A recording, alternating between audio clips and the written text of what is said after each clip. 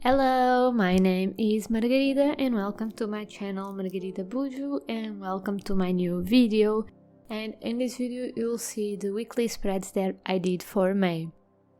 So in this video you'll see 4 different weekly spreads.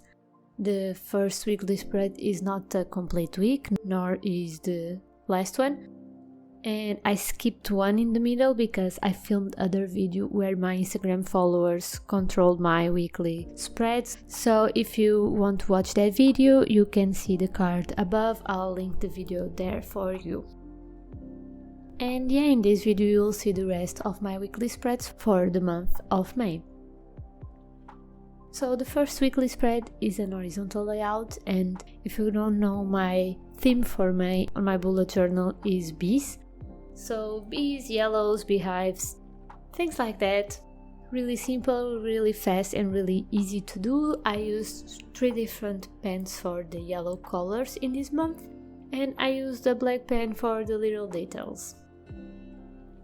And as you may know, at this point on my videos you'll see my cat running around the spread and laid down on top of my bullet journal and all that jazz, because it just loves to be on top of my bullet journal while I film. If I'm doing things that is not including filming, it does not go there. It goes there sometimes, but yeah, it goes mostly when I film. I don't know why, but it loves being on my videos, so show him love. This first weekly spread is a really fast to do, is a really fast week. I just drew the boxes and did the little details on the side. Really fast, really easy, and everyone can recreate this.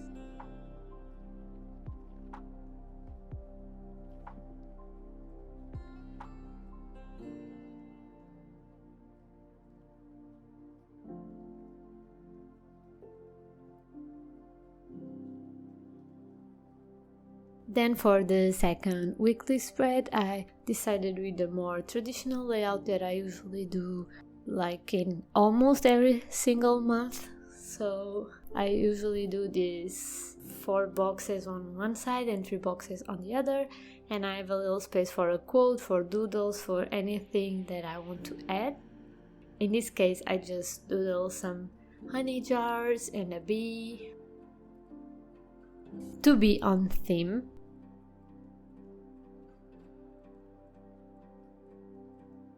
I don't have much to explain in this video because you can see me draw stuff and you can see more or less the size of the boxes and what I'm doing, so I don't really know what to talk about.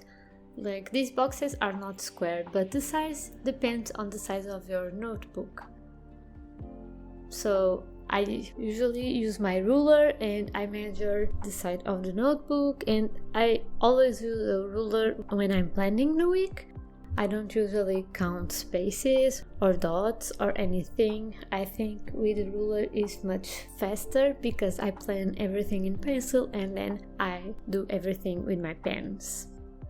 So that's the method that I use. I know some people like to count and some people like to have a grid spacing cheat sheet,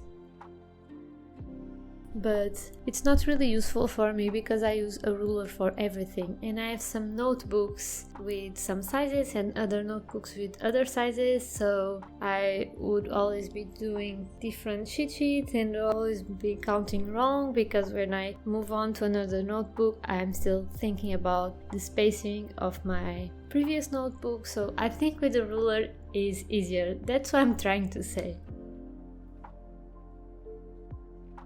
So this next weekly spread is a layout that I often do actually, and is 5 boxes on one side and 2 boxes in the other, and this has a lot more space to write a quote or doodle or write some notes or anything that you want than my previous one. But I still have space to write the weekly tasks and weekly to-dos. At this point I'm used to one spread, weekly spreads, and I've tried to write everything in a concise manner. And like my work tasks are on my work calendar, or I don't even write them because it's not that really useful to write them.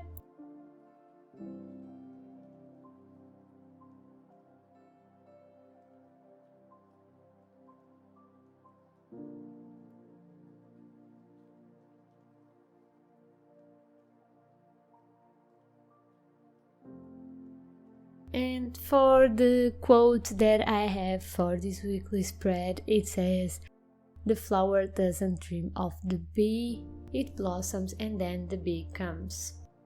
I wanted to use a quote related to bees because that's my theme for May, and I found this one beautiful, so I thought it would be very fitting.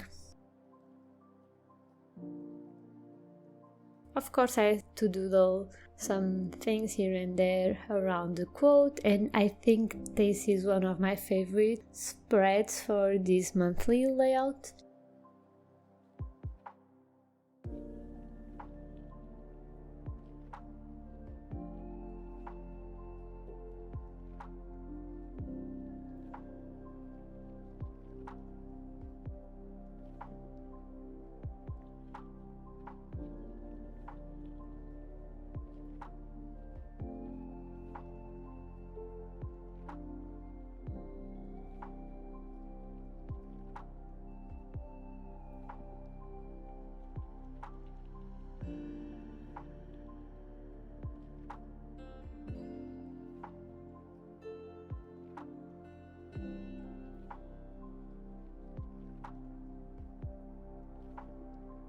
And for the final weekly spread, this one is a really easy and fast to do as well. It has 5 boxes because the 5 last days of May are the first 5 days of the week. So I decided with an horizontal layout.